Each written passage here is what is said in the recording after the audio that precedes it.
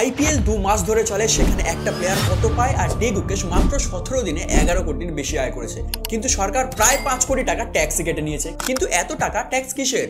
D Gukesh বিশ্ব দাবা চ্যাম্পিয়নশিপের ফাইনালে চীনের ডিং লিরেনকে পরাজিত করেছেন। তিনি 17 দিনের মধ্যে 11 কোটি টাকারও বেশি রোজগার করেছেন।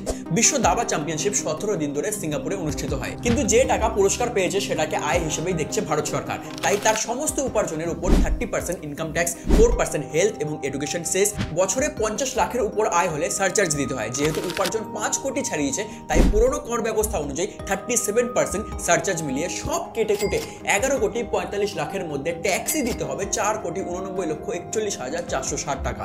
তবে আপনার কি মনে হয় না মাত্র 18 বছর বয়সে এরকম একজন প্রতিভাবান খেলোয়াড়, যে দেশের গর্ব, তার পুরস্কারকে অর্থ উপার্জনের আওতায় না ফেলে স্পেশাল এক্সেম্পশনের মাধ্যমে কর না নিয়ে পুরো টাকাটাই দেওয়া উচিত? এতে মনোবল বাড়বে এবং আরো উৎসাহ পাবে, উদ্বুদ্ধ হবে। কি মনে হয় কমেন্টে জানান।